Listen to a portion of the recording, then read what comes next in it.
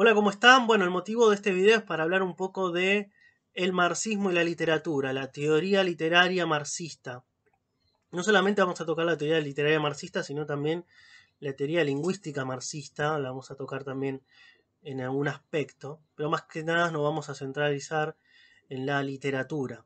Para ello vamos a tocar el pensamiento de Marx en alguno de sus puntos, que nos va a servir para eh, luego abordar la teoría marxista en la literatura, ¿sí? En principio les voy a recomendar algunos libros en los cuales yo me voy a basar más o menos para hacer este video. Tenemos Karl Marx, antología, es una antología del siglo XXI que toma algunas partes de algunos libros importantes de Marx, las partes más significativas para esta recopilación, ¿no? Algunas partes del Capital, del Manifiesto Comunista y otras obras.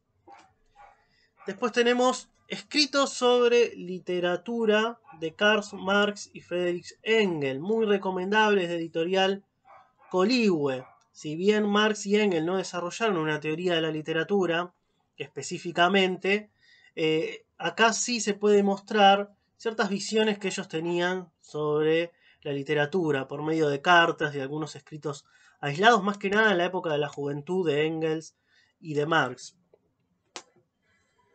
Después vamos a tener Terry Eggleton, libro que recomiendo totalmente, que es Marxismo y Crítica Literaria, porque está bien bajado a tierra, es un libro cortito, con letra grande también, es de editorial Paidós. Lo recomiendo muchísimo este libro, también está en PDF, cualquier cosa me avisan, de alguna manera los que tienen mi contacto y se los paso en PDF, está en PDF. Después tenemos Marxismo y Literatura de Raymond William, que es de las 40, es la editorial.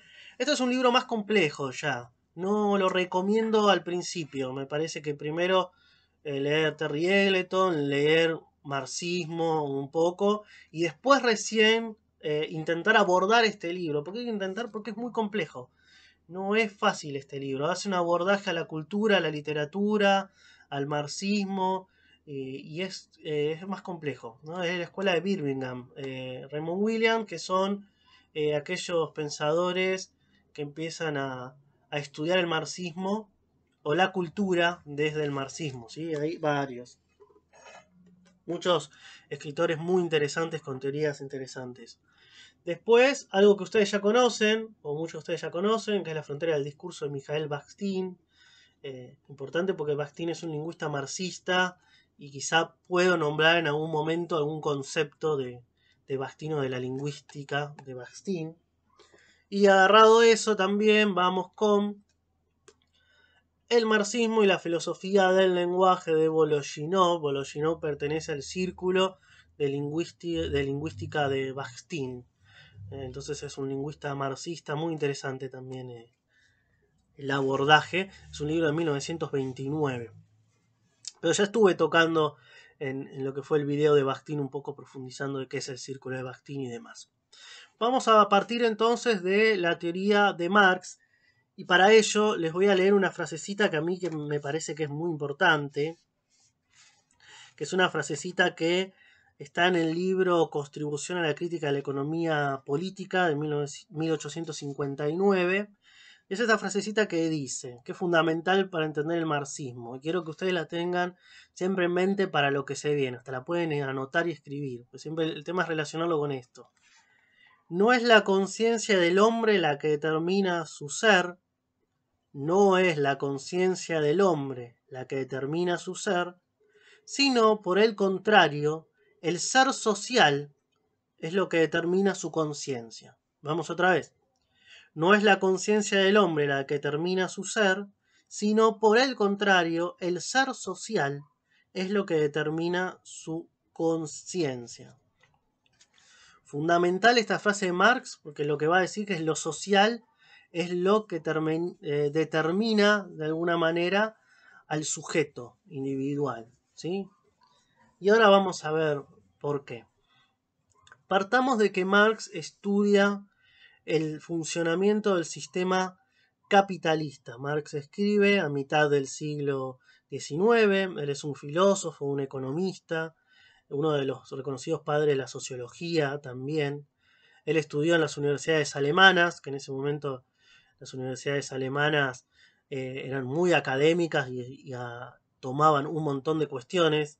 La teoría hegeliana en ese momento también se tomaba mucho en esas universidades. Marx va a tomar parte de la teoría de Hegel, después obviamente la va a discutir, pero toma la teoría hegeliana y era un momento de grandes discusiones intelectuales en toda Alemania.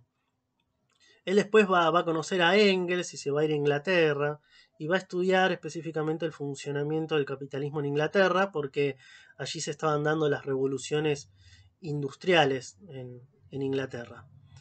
Alemania e Inglaterra eran países muy avanzados en el desarrollo industrial y tecnológico, ¿sí? en ese momento, y Marx se va a enfocar más que nada en esos países. Entonces él va a decir que para poder entender el sistema capitalista vamos a tener que ver cómo está formado según para Marx, ¿no? Entonces va a decir, bueno, está formado la sociedad capitalista, el sistema capitalista, por tres cuestiones.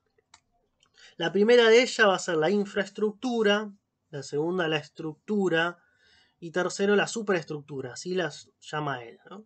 La infraestructura también la va a llamar las fuerzas productivas. ¿Qué tiene que ver? ¿Qué quiere decir esto? Que en la infraestructura Marx va a decir que está la relación entre el hombre y la naturaleza, lo que va a llamar las fuerzas productivas.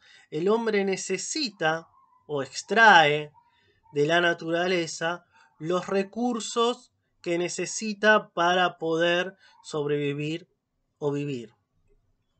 Por ejemplo, digamos, si nos vamos a épocas más antiguas, también ahora digo, pero en épocas más antiguas, el hombre cazaba para poder comer, el hombre sembraba para poder comer, y eso va a llamar Marx las fuerzas productivas.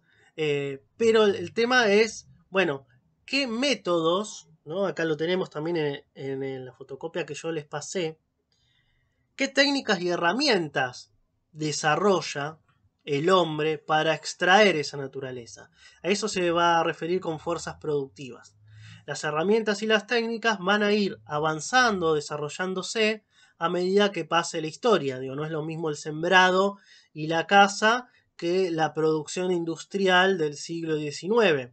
Esas son fuerzas productivas mucho más avanzadas, ¿no? Entonces las fuerzas productivas se refiere a las técnicas y a las herramientas que crean los hombres para poder extraer de la naturaleza lo que necesitan para poder sobrevivir o desarrollarse. ¿Se entiende? Esas serían fuerzas productivas, lo que está en la infraestructura de Marx, relación entre el hombre y la naturaleza. Después, la otra cuestión, la otra parte, es lo que él llama la estructura o las relaciones de producción. Estructura o relaciones de producción. Como vimos en la infraestructura, el ser humano desarrolla técnicas y herramientas para poder extraer de la naturaleza lo que necesita para desarrollarse. A eso el Marx le va a llamar fuerzas productivas, ¿no? Esas técnicas y esas herramientas. Ahora, ¿todos tienen las mismas fuerzas productivas para poder extraer esa riqueza de la naturaleza? Marx va a decir que no. Que en el sistema capitalista, que es especialmente el que él estudia, él igualmente aborda otros sistemas anteriores como el feudalismo, pero que en el sistema capitalista hay ciertos sectores, ciertas personas que son dueñas de los medios de producción, ¿no? Que son dueñas de esas fuerzas productivas. Por ejemplo, el dueño de una fábrica. Estamos hablando del siglo XIX. El dueño de la fábrica tiene las fuerzas productivas, los medios de producción, para extraer fuerza naturaleza y poder producir. Y lo que le va a importar, obviamente, es su ganancia. Pero hay otro sector, que es el sector del proletariado, de los trabajadores, lo va a definir Marx, que no tienen esos medios de producción, que lo único que tienen para ofrecer es su fuerza de trabajo, ¿no? Que el cuerpo humano también es un medio de producción y es lo único que tienen que ofrecer, para ofrecer. Entonces, los dueños de los medios de producción van a contratar a esos seres humanos que lo único que tienen para ofrecer es sus fuerzas de producción. O sea que el dueño de los medios, que Marx va a llamar el capitalista o el burgués, ¿no? De la clase burguesa, va a hacer que los trabajadores trabajen para él. Entonces él se va a enriquecer con eso. Va a sacar ganancia y va a explotar a esos trabajadores en una relación desigual. Entonces lo que Marx va a decir ahí se ponen más sólidas lo que son las clases sociales. La clase burguesa, que es la que domina, porque el que tiene el dominio económico tiene el dominio político y cultural. Esto es importante para Marx. Entonces, como la burguesía es la dueña de los medios de producción, es la que tiene el dominio político y cultural sobre los trabajadores. Entonces, esta burguesía va a explotar a los trabajadores, va a tratar de sacar la ganancia, la mayor ganancia posible. Ahí se mete también el concepto de plusvalía, ¿no? De Marx, que el hombre trabaja determinada cantidad de horas y pone sus fuerzas productivas, pero el capitalista, el burgués, gana mucho más y le paga menos al trabajador. Esto es importante. Entonces, cuando hablamos de estructura y relaciones de producción, estamos hablando de la relación del hombre con el hombre. Específicamente que esa relación del hombre con el hombre, al ser un sector, tener o ser dueño de los medios de producción, lo que crea es una relación social desigual. Una relación social desigual económica y social, ¿no? Y por ende también cultural y política. Lo que va a hacer esa clase dominante es querer establecerse como clase y explotar siempre a los trabajadores. A partir también de todo eso, obviamente Marx también incita a que los trabajadores se organicen para poder combatir esa explotación. Estamos hablando de una época donde el trabajo de los trabajadores era totalmente denigrante, digo, no tenían sindicato, no tenían obra social, no tenían jubilación, digo, esas cosas no existían. Trabajaban en situaciones deplorables de salud, ¿no? Tenían enfermedades y demás, y bueno, y el capitalista, el dueño, el patrón, los echaba, y bueno, después, si no me importa, yo te echo y va a venir otro a trabajar. ¿Entiendes? Entonces, como solamente los trabajadores necesitaban trabajar para poder sobrevivir, para ganarse el pan, para mantener a sus familias, eran expuestos a trabajar de manera explotada por estos capitalistas, los ricos y demás. Y ahí viene la otra cuestión importante, que es la superestructura. Bien, entonces estamos hablando que, agarrado, digamos, de todo lo que vimos, ¿cómo puede ser que si la clase trabajadora es mayoritaria, la clase burguesa tenga un dominio absoluto sobre ellos? Porque digo, como la clase trabajadora somos muchos más, ¿qué pasaría si nos rebeláramos contra la burguesía, que es una minoría? O sea, los trabajadores somos la mayoría, la burguesía es la minoría. ¿Tienen el poder económico? Sí, pero es la minoría. Entonces Marx va a decir cómo hace esa burguesía para mantenerse en el poder, para dominar a los trabajadores y para reproducir sus ideas. Marx va a decir que la superestructura cumple un rol fundamental en la cuestión de anular la conciencia de clase de los trabajadores, que los trabajadores no se reconozcan como trabajadores y al no reconocerse como trabajadores, no reconozcan que hay otro que los explota y que ese otro que los explota es una minoría. Entonces, ¿qué hay en la superestructura para Marx? Principalmente va a decir las instituciones. Las instituciones que tiene la burguesía, que es la clase dominante, para reproducir su sistema y por ende su dominación. ¿Qué instituciones conocemos? Bueno, por ejemplo, las fuerzas represivas, la policía, el ejército, ¿no? Cuando la burguesía, a la clase dominante, se les va algo de las manos, manda a la policía o al ejército a reprimir. ¿Qué otras cosas tiene? Y podríamos decir, Marx también dice, la iglesia. ¿Qué otras cosas? La escuela. ¿Qué otra institución? El Estado, ¿no? El Estado para Marx es una institución, y para Marx es una institución que está dominada por la clase dominante, justamente. Entonces él dice que es un aparato burocrático de la clase dominante. El aparato jurídico es una institución. También él va a decir que las leyes que crea la burguesía están a servicio de su reproducción. Cuando la burguesía, la clase dominante, cede algunos derechos, porque estamos hablando de los derechos humanos y demás, es por la lucha de los trabajadores. Entonces, para que no se desborde, la burguesía no le queda otra que ceder derechos a esos trabajadores que están reclamando. Porque antes de perder su poder y su dominio de clase, prefieren darles algunos derechos a los trabajadores que están reclamando. ¿Se entiende? Pero los derechos que tienen los trabajadores, los derechos gremiales, de salario y demás, Marx va a decir que es a causa de los trabajadores que siempre luchan por ello, ¿no? Que también nos pasa hoy, digo, determinadas leyes a favor de los trabajadores, es porque los trabajadores siempre se han movilizado por ellas, ¿no? El gran triunfo es la jornada de 10 horas o 8 horas de los trabajadores. Ese es un gran triunfo de la lucha de los trabajadores, que la burguesía tuvo que ceder porque no le quedaba otra, porque si no se le iba a desbordar todo, ¿se entiende? Es una gran conquista del movimiento de los trabajadores. Y bueno, esas son las instituciones que dice Marx. Hay otras, ¿no?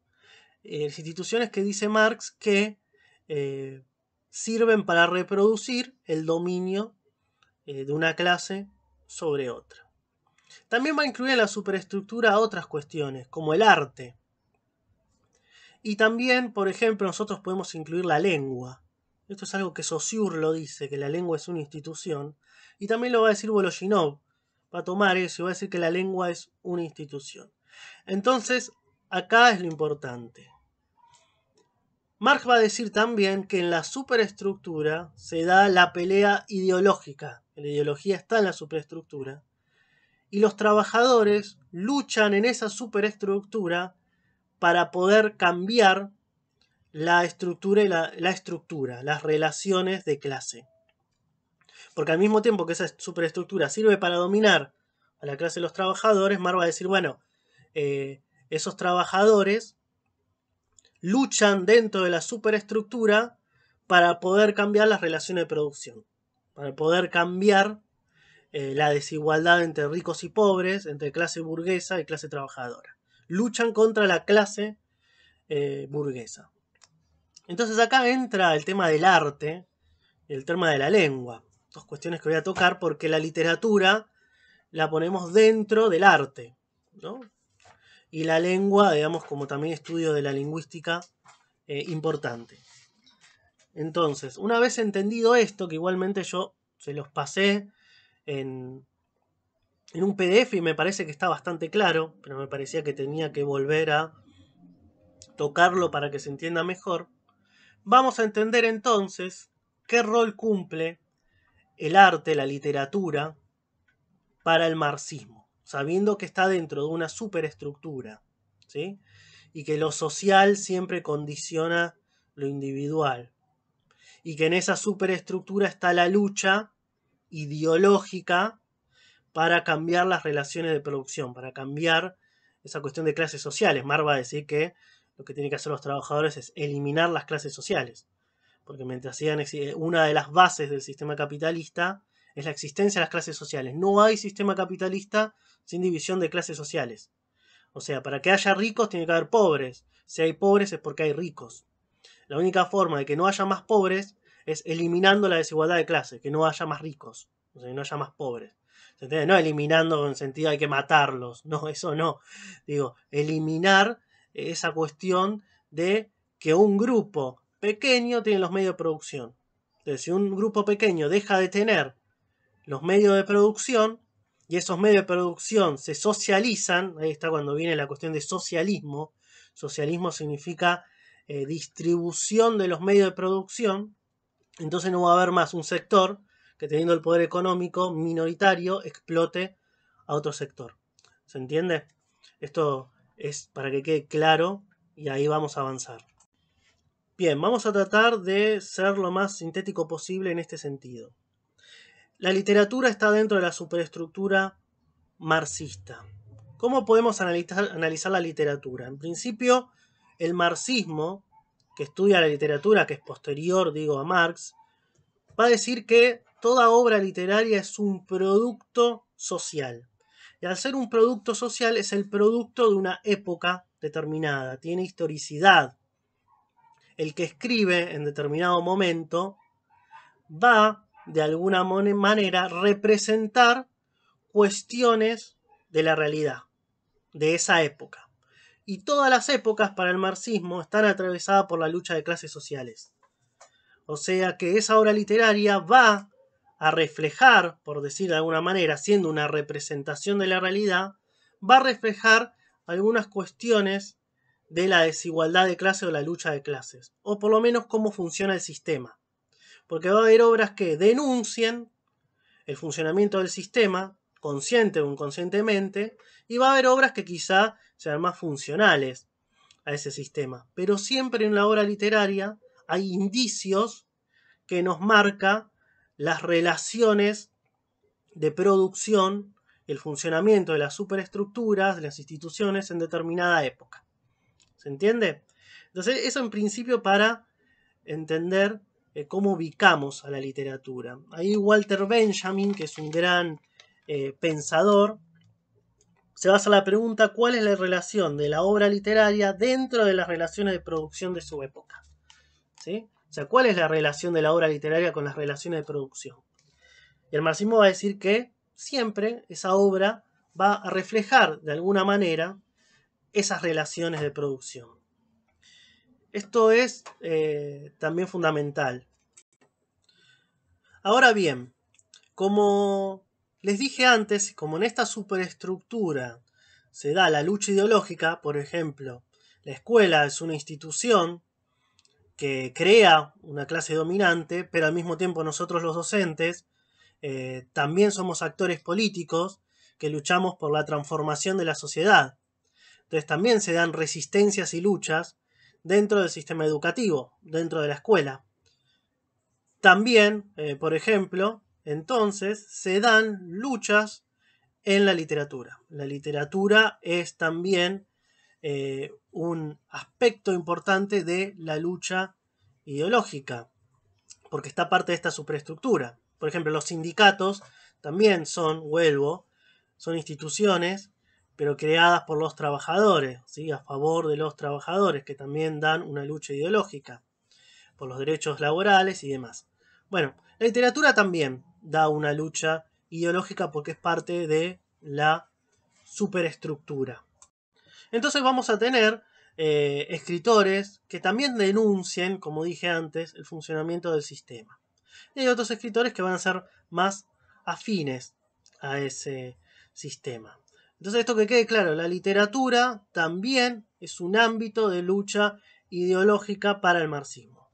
Ahora, esto no quiere decir, y lo deja bien en claro Marx y Engels, Marx escribía poesía, además le gustaba mucho la literatura, Engels también.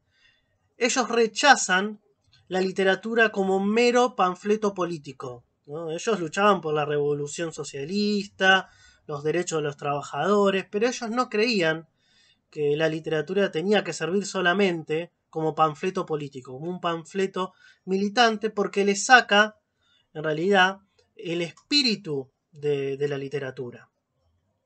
Ellos también Trotsky, que es un militante, también un pensador muy importante marxista, va a decir que la literatura tiene sus leyes propias, tiene su autonomía, y que justamente el sentido de la literatura es esa autonomía, que obviamente tiene que ver tanto con la forma y con el contenido. Si el contenido sí, para el marxismo siempre refleja, la forma también va a reflejar ciertos cambios. Por ejemplo, la vanguardia poética de principios del siglo XX cambia totalmente la forma de la estructura de la poesía.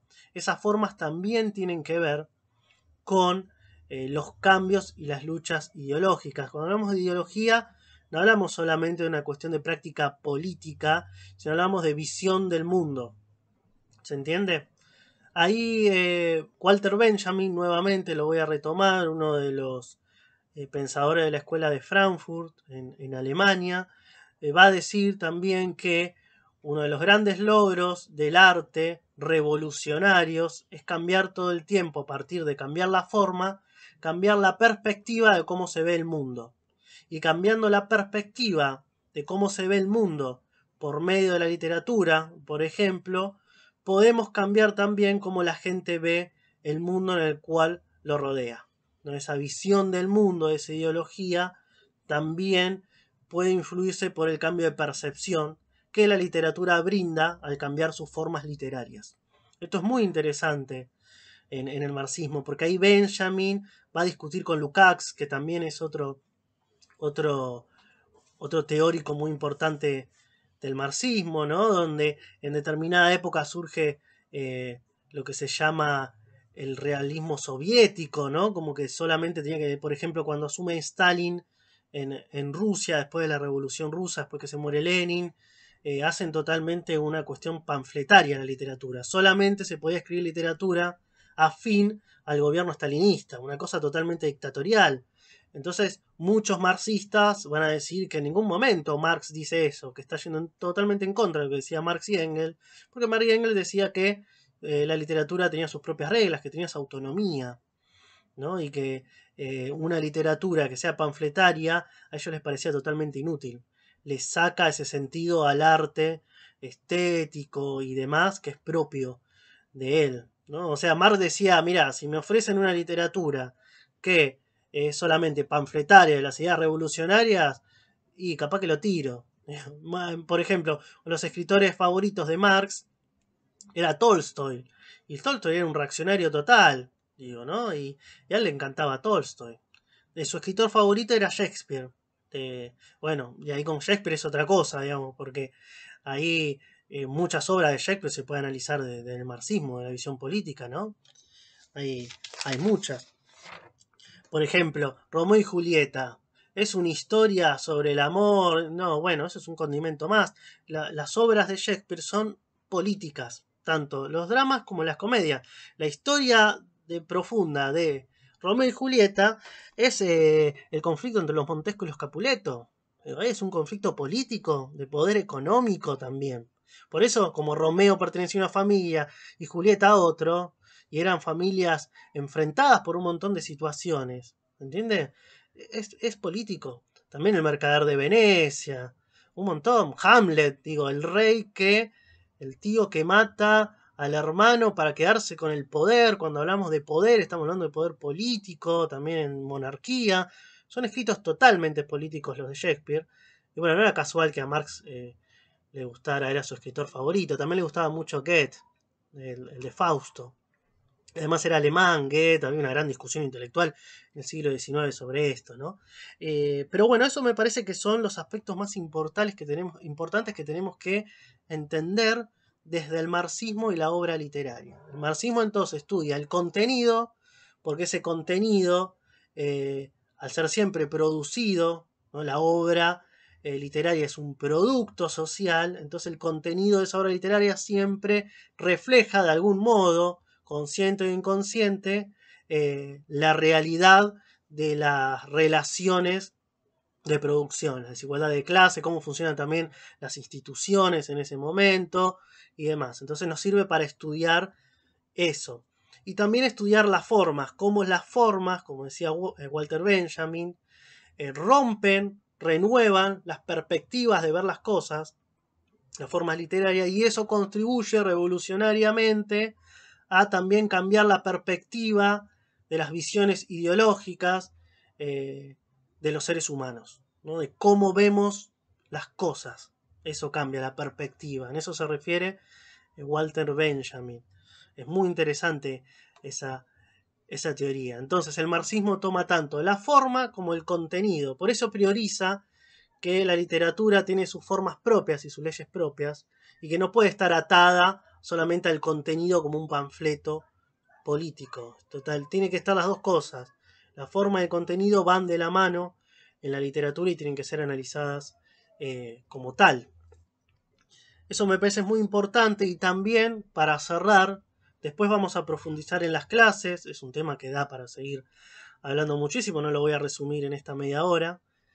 Esto que les decía antes, ¿no? ¿Por qué tomo Bakhtin y Voloshinov?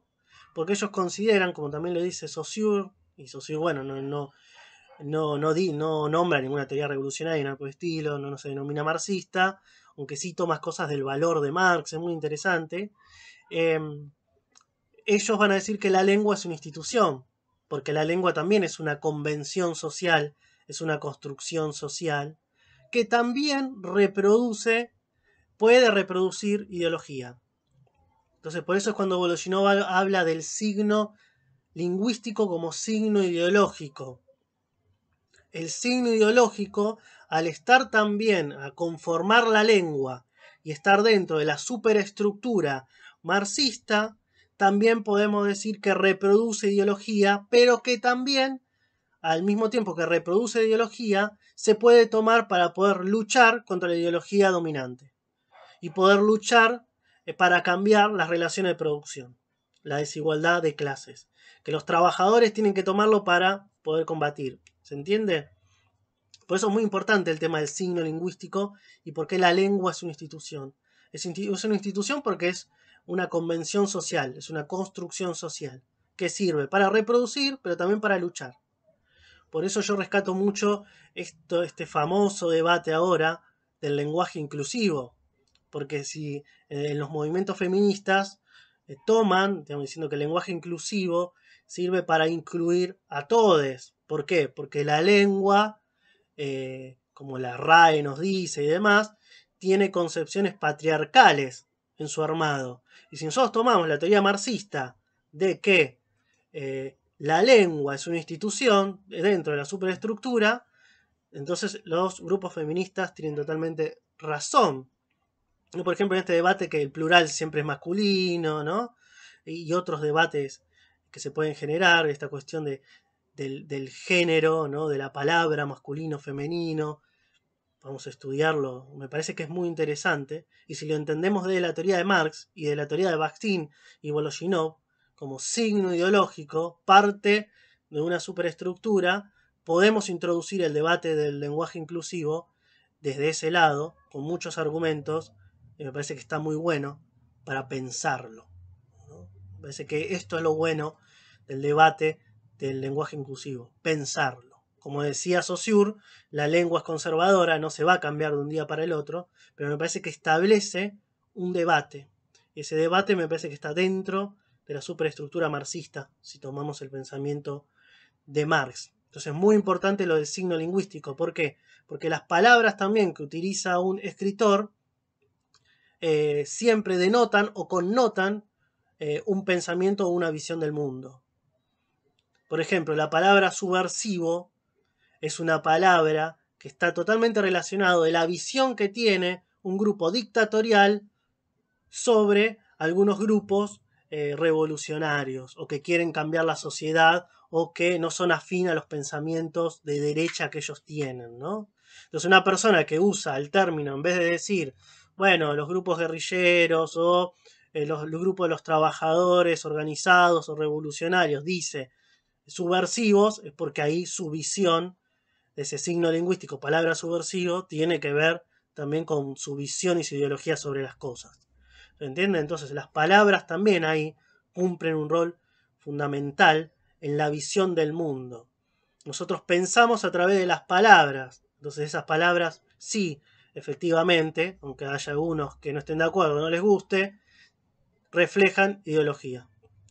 ¿Se entiende? Por eso el debate de la lengua como institución, del signo ideológico, el signo lingüístico igual a signo ideológico, me parece que es muy interesante y nosotros los que estudiamos prácticas de lenguaje, literatura y demás, me parece que es un debate que nosotros tenemos que llevar a cabo y por eso me parece que el marxismo por más que uno sea marxista o no, me parece que nos brinda esa herramienta para poder pensar estas cuestiones. No quiero quitarle más tiempo porque obviamente no quiero que el video sea muy largo porque si no es aburrido. Si quieren que profundice sobre alguna de otras cosas que tocamos, lo haré en otros videos. Lo haremos también en clase, les voy a enviar material. Voy a habilitar también los comentarios para que me quieran preguntar o hacer una consulta y demás. Les puedo dar bibliografía, como le dije, el libro de Terry Eggleton de Marxismo y Crítica Literaria está en PDF, fíjense si lo pueden buscar. Y bueno, esto solamente es un abordaje que sirva de complemento para ustedes, para la lectura, para el análisis que vamos a hacer después. Después vamos a tomar obras literarias para poder, por ejemplo, con los chicos de Teoría Literaria 1 vamos a leer Esa mujer de Rodolfo Walsh y vamos a poder, a ver si la podemos abordar desde la teoría marxista que justamente mencioné. Hay muchísimas obras para poder analizar desde el marxismo. Obviamente algunas obras es mucho más fácil, ¿no? Otras obras es mucho más difícil, por ejemplo, se me viene Alicia en el País de las Maravillas, de Lewis Carroll. Bueno, ahí es más difícil quizá buscarle estas cuestiones, pero se puede analizar del contexto y del pensamiento marxista, porque obviamente los personajes también nos dicen cosas, como decía Bakhtin, ¿no? El hablante en la novela. Los personajes nos dicen algo, bueno, ¿qué nos dicen? Y también está relacionado con la visión del mundo que tienen o con la ideología del momento y demás. Muy interesante Alicia en el País de las Maravillas, podemos ver muchas cuestiones también en la literatura, la llamada literatura infantil o juvenil. Así que bueno, cierro acá porque si no me voy a ir, es muy interesante, a mí me encanta este tema del marxismo y la literatura y me voy a ir por las ramas, no es la idea, no en un video así. Así que bueno, nos estamos viendo, espero que sirva, cualquier cosa nos estamos comunicando.